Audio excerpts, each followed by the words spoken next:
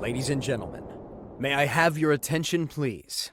This is a global transmission.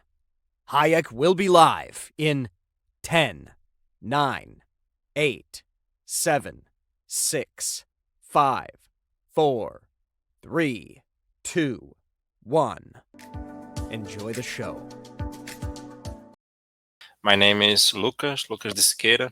My name is Paulo Camacho. I'm an economist. My name is Edgar Svolskis. So I'm Travis. I am currently a faculty member at Baylor University. Welcome to my home, because here is my home. You can see the background. Hello, everybody. Good morning, good afternoon, and good evening, depending on the time zone where you are. My name is Monica Șomandroiu. I'm from Romania. I'm a lecturer in communication and information theories at San Pablo Theo University. So my name is Pierre Miller, as you can probably see. Tony Hunt-Ferranini, that is one of the co-authors of Common Sense Economics, and with our Professor Mauricio Bento at Hayek Global College, Professor Mark Harmon from University of Tennessee, and Professor Natalia Cardoso, Professor from Hayek Global College. What Lucas said is what we want is to open the minds of our students to different ways of saying things and different ways of how things work.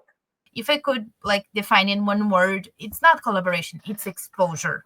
What I hope that they will gain out of it is the perspective of, my goodness, other people do things differently, see things differently, but they're wonderful to interact with. I do want to give you a couple of examples of how important is this expanding the mindset of our students, understand differences. So one thing we were discussing in one class about fixed and variable cost. And then everyone said, well, yes, of course, labor, wages, salaries, these are flexible. And then I have a student from Germany saying, no, in my country it's not variable, it's fixed. Yeah, we're not going to go full matrix for this COIL, but we are going to dive a little bit deeper. And the most important thing that I learned being an international student was the fact that I could trust the other people, that I do not speak their language, even if I don't share their culture, I can trust them. International understanding that we have more things in common than we do that are different. And it's because of those similarities, and with the help of AI, a lot of help from AI, especially on the translation end, we can move together and become bigger, better, and stronger. Like a mathematician, I think I can say that there's one problem in mathematics that I don't like. It's sometimes mathematics lives for itself. There is a lot of things that statistics is a tool that is very handy in pretty much all fields of knowledge, and of course, economics is one of them. So the key benefit from accounting is that in your life, numbers speak by themselves. You know, one of the big things that we try to do in philosophy is try to identify presuppositions. You know, and one of the interesting things about presuppositions is that there are things that you often presuppose. So you don't know they are things that are being presupposed, right? See how properly to communicate the numbers. And that's, I guess, from one side, it looks easy mission, but when you go into the small details, it looks like a real science adventure. And obviously, one of the main things that I focus on teaching business communication is understanding your audience and being able to adapt and engage and communicate more effectively. Sometimes, when you start communicating the numbers, then you want to look a bit smart, and then you try explain with the smart words, and then the other people are listening and they don't understand what we are talking about. Getting real experience having to communicate is much different than just hearing lectures about the value of and trying to understand how you do things. And it's very important that the right message through the numbers are delivered to the right stakeholders. One of the things that we often focus on in business communication is when we're sending a message, there's the content dimension and there's the relational dimension. And so the numbers are there, but the numbers aren't our audience. Our audience are people that we need to understand and adapt. And so, you're not talking at people, you're talking to people. So my global communication course is not just going to study global communication, it's going to communicate globally. We are going to talk about media freedom, both in the US and in Brazil. It's a pressing global issue with implications for both countries. The most important outcomes of the COIL project itself is to write a research paper. The ability to find out information. What I hope to get out of it is a really good paper, that they have done good work and learned from the experience, as Natalie was explaining, how to do research, how to evaluate sources, how to not just do a Google search and call it over. That one thing that I think is going to happen almost incidentally here, but very importantly, is that I think the students will come to realize they need a good news diet. And I feel that, or I found that working internationally really does allow you to recognize a bunch of presuppositions, because you just have a certain way of looking at things and doing things. And if you're and people in your culture and country and so on have a tendency to share a lot of those same things. But then the moment that you work internationally, a bunch of stuff gets opened up. And it's really nice because then it allows you to reevaluate your way of doing things and evaluating, is this really the best way to look at it? Or can I adapt this? We are going to analyze the discourse on media. And media at this moment are cultural industries and are very global. But there we are going to analyze advertising that it's at the same time they are very local messages.